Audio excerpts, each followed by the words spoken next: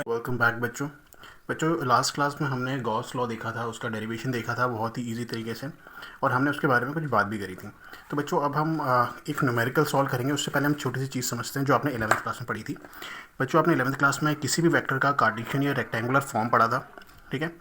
क्या होता था कि सपोज हमारे पास अगर कोऑर्डिनेट एक्सिस है, एक्स एक्सिस वाई एक्सिस, अगर कोई वेक्टर है जिसका मैग्नीट्यूड सिर्फ और सिर्फ एक्स डायरेक्शन में है। सपोज यहाँ पे इलेक्ट्रिक फील्ड एक वेक्टर है जिसका मैग्नीट्यूड हमने सिर्फ एक्स डायरेक्शन में लिया है, वाई डायरेक्शन में इसका मैग्नीट्यूड जीरो है।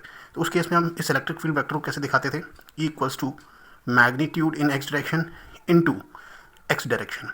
आई कैप क्या है यहाँ पे? आई कैप एक यूनिट वेक्टर है जो कि एक्स डायरेक्शन को शो करता है। मैंने आपको पहले ही बताया था कि यूनिट वेक्टर डायरेक्शंस को शो करता है। तो आई कैप कौन सी डायरेक्शन को शो करता है? एक्स एक्सिस को, पॉजिटिव एक्स एक्सिस को। और अगर माइनस आई कैप बोलूँ तो वो माइनस एक्स एक्सिस को, ठीक है।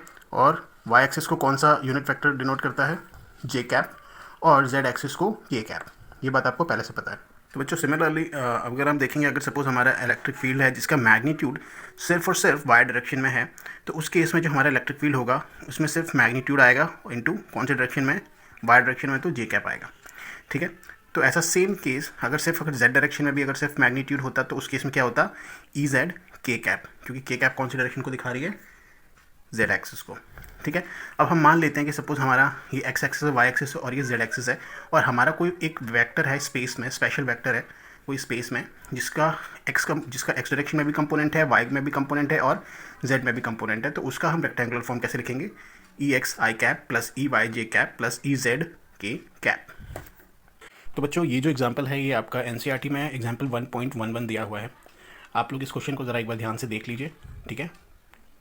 तो मैंने ये सेम फिगर ऐसा यहाँ पे बनाया है जहाँ पे हमें क्या निकालना है? हमें एक तो निकालना है कि फ्लक्स कितना पास हो रहा है। जो हमें यहाँ पे निकालना है कि एक्चुअली फ्लक्स कितना पास हो रहा है इस क्यूब से, ठीक है। इस क्यूब से फ्लक्स कितना बाहर जा रहा है, हमें ये चीज़ देखनी है। और दूसरा हमें ये क्या फाइंड करना है कि इस क्यूब के अंदर कितना चार्ज एनक्लोज्ड है, ठीक है।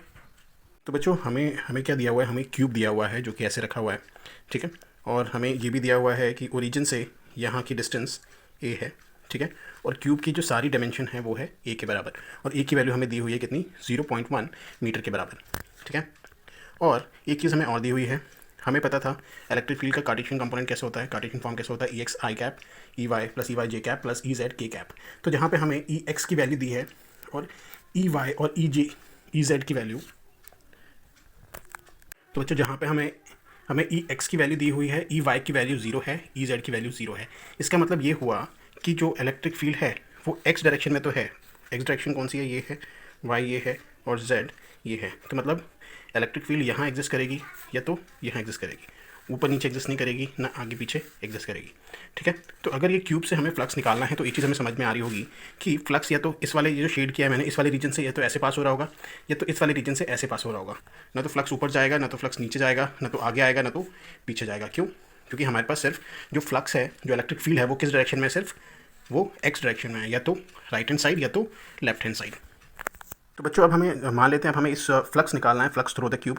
तो हमें एक चीज़ समझ में आ गई कि सिर्फ या तो इस ये शेड मैंने किया हुआ है, ये सरफेस को जो शेड किया हुआ है, फ्लक्स सिर्फ इन्हीं दो सरफेस से पास होगा। तो हमें फ्लक्स थ्रू द क्यूब निकालेंगे तो इन दोनों का फ्लक्स हमें निकाल के सिंपली ऐड कर देना है। तो अगर मैं मान लेता हूँ, लेट्स से कि जो इस सरफेस से जो फ्लक्स है उसको मैंने मान लिया सपोज इसको मैंने मान लिया फाई आर, क्योंकि राइट साइड का सरफेस है।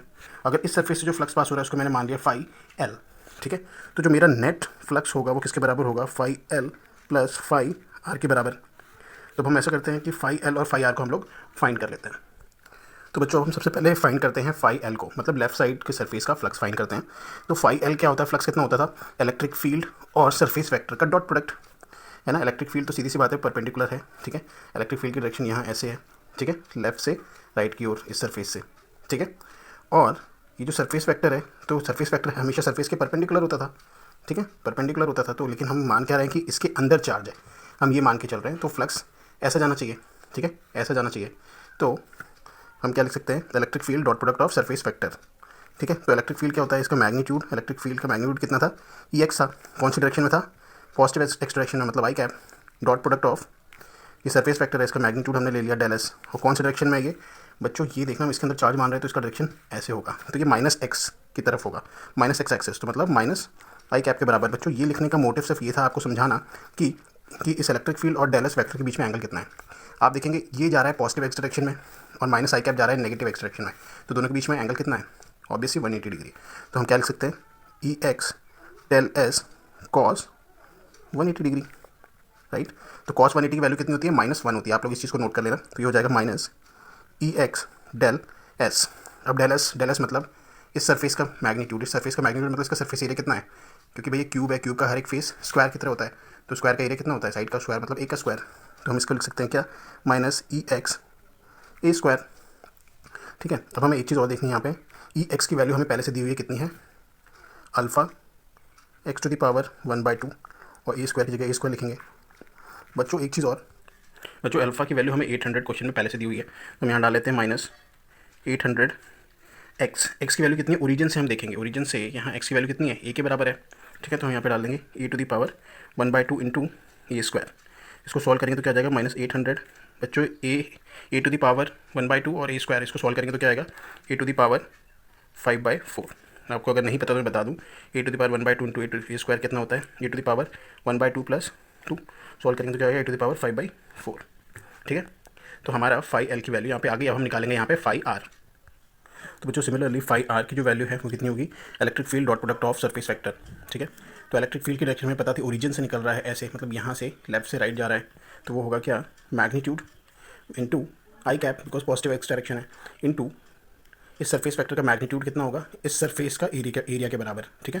तो डेल एस इसका मैग्नीट्यूड है, कौन सी डायरेक्शन है इस सरफेस की, क्योंकि हम अंदर को चार्ज मान रहे हैं, तो ये फ्लक्स बाहर की ओर जा रहा है, मतलब पॉजिटिव एक्स डायरेक्शन जा रहा है, तो आई कैप। तो बच्चों यहाँ पे ये लिखने का भी मतलब ये था कि इन दोनों के बीच में हमें एंगल समझना है। तो देखो दोनों सेम डायरेक्शन में है, तो दोनों के बीच का एंगल कितना होगा, 0 डिग्री। तो हम लिख सकते हैं दोनों का मैग्नीट्यूड मतलब E x into del S cos 0।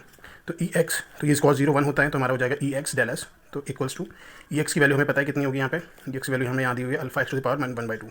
तो alpha X to the power 1/2 और डेल एस कितना है, मतलब इसका एरिया कितना है, ए स्क्वायर है, क्योंकि ये स्क्वायर की तरह बिहेव करेगा, क्योंकि क्यूब का जो स्पेस होता है वो कैसा होता है, स्क्वायर इन शेप होता है, ठीक है। तो ये स्क्वायर हो जाएगा। तो बच्चों यहाँ पे हम ध्यान देंगे, तो हमने क्या किया, अल्फा की वैल्यू हमने पुट कर दी 800, एक्स की वैल्यू हमें यहाँ पे ध्यान देने वाली है यहाँ पे बच्चों, क्योंकि हम ये वाला सरफेस ले रहे हैं यहाँ पे ओरिजिन से यहाँ तक, ये ए डिस्टेंस है, ये भी ए है, तो टोटल यहाँ से यहाँ इस फेस की डिस्टेंस कितनी हो जाएगी ओरिजिन से, 2a हो जाएगी। तो एक्स की वैल्यू हम लोग यहाँ पे क्या पुट करेंगे, 2a, ठीक है। और फिर इसको सॉल्व कर देंगे, तो ये जब इस 2 का तो अंडर रूट आ जाएगा, मतलब √2 ये बाहर आ जाएगा, 800 ये रहा, और ये इन दोनों को सॉल्व करेंगे तो e टू द पावर 5/4 आ जाएगा। तो बच्चों अब हमें नेट फ्लक्स निकालना था। नेट फ्लक्स का जैसे हमें पता था, हमने डिस्कस किया था कि यहाँ पे नेट फ्लक्स इसके बराबर होगा फाई एल और फाई आर। तो फाई एल और फाई एल हमने फाइंड कर लिया यहाँ पे, ठीक है। और फाई आर की भी वैल्यू हमने यहाँ पे फाइंड कर लिया, तो हम दोनों को ऐड कर देंगे। मैंने फाई एल की वैल्यू लिख दी, फाई आर की वैल्यू लिख दी, ठीक है। दोनों में देखिए क्या कॉमन है, दोनों में ये वाला पार्ट कॉमन है, तो ये हमने बाहर लिख लिया, और √2 - 1 बचेगा। बच्चों उसको सॉल्व करने का, अगर आपके पास एग्जाम में कैलकुलेटर तो होगा नहीं, तो ये चीज़ नहीं पता है, तो हम थोड़ा सा अप्रॉक्सीमेशन तरीके से सॉल्व करेंगे, अप्रॉक्सीमेट तरीके से सॉल्व करेंगे। तो यहाँ पे क्या करेंगे, 800 ए की वैल्यू हमें पता है 0.1 थी, 0.1 मीटर थी, 0.1 डाल दिया, √2 की वैल्यू आपको याद करनी पड़ेगी 1.21 - 1, तो ये कितना हो जाएगा, ये हो जाएगा 800। बच्चों इससे पहले हमें ध्यान देना होगा, हम ए टू द पावर 5/4 को हम लोग क्या लिख सकते थे, ध्यान दो, a to the power 1/2 into a square, तो हम क्यों ना इसको ऐसे लिख दे 0.1 √0.1 इंटू 0.1 का स्क्वायर, तो हमने यही चीज़ ऐसे लिख दी, ठीक है बस, और ये ऐसे हो जाएगा। तो ये चीज़ तो आप सॉल्व कर लोगे, लेकिन √0.1 कैसे करोगे बच्चों, फिर अप्रॉक्सीमेशन लगाएंगे। 0.1 कैसे होता है, अगर आप इसे 0.10 अंडर रूट में ले लें और इस पॉइंट को हटाते क्या हो जाएगा, √10/100, तो ये 100 तो रूट के बाहर आ जाएगा, तो 1.10 हो जाएगा, और ये √10 है। तो बच्चों हमें पता है √9 की जो वैल्यू होती है वो होती है 3, तो √10 की इससे थोड़ी सी बस बड़ी होगी, तो हमने 3.1 मान लिया, तो 3.1/10 ले लिया वैल्यू। इसको सॉल्व करेंगे तो हमारा अप्रॉक्सीमेट आंसर इतना आ जाएगा। तो आते हैं हम इसके सेकंड पार्ट पे। सेकंड पार्ट में हमें क्या फाइंड करना था कि charge with in the cube, इस क्यूब के अंदर चार्ज हमें फाइंड करना था। तो बच्चों हमने जो फ्लक्स फाइंड किया है वो एक्चुअली इसी की सरफेस, इसी क्यूब के अंदर से कितना फ्लक्स पास हो रहा है वही किया है, तो यही सेम फ्लक्स हम यूज़ करेंगे। तो हमें charge with in the cube निकालना है। तो बच्चों जहाँ भी चार्ज विद इन या चार्ज एनक्लोज की बात होती थी वहाँ हम कौन सा लॉ यूज़ करते थे, गॉस लॉ, ठीक है। गॉस लॉ क्या कहता था कि net flux coming out of the box, मतलब इस केस में coming out of the box कितना होगा, charge enclose by epsilon not, ठीक है। तो बच्चों क्यों ध्यान देना, चार्ज एनक्लोज है, चार्ज एनक्लोज के लिए ही गॉस लॉ यूज़ होता है। तो यहाँ से हम इसको सॉल्व करेंगे तो चार्ज एनक्लोज की वैल्यू कितनी हो जाएगी, 5 × एप्सिलॉन नॉट। 5 की वैल्यू हम निकाल चुके हैं, एप्सिलॉन नॉट की वैल्यू आप लोग जानते हैं 8.854 × 10⁻12। उसकी यूनिट कितनी होगी, क्योंकि चार्ज है तो यूनिट कूलम होगी। सॉल्व करेंगे तो आपका आंसर ये हो जाएगा। तो बच्चों मुझे आप लोगों की क्वेरी आ रही थी कि ये वाला एग्जाम्पल आपसे सॉल्व नहीं हुआ, तो आई बिलीव आप लोगों को समझ में आया होगा, लेकिन अगर अभी भी कुछ डाउट है तो प्लीज़ मुझे आप कमेंट्स में डाल दीजिए या मुझे गूगल क्लासरूम पर मैसेज कर दीजिए, ठीक है। I will try to explain it in another way. Okay class, thank you so much.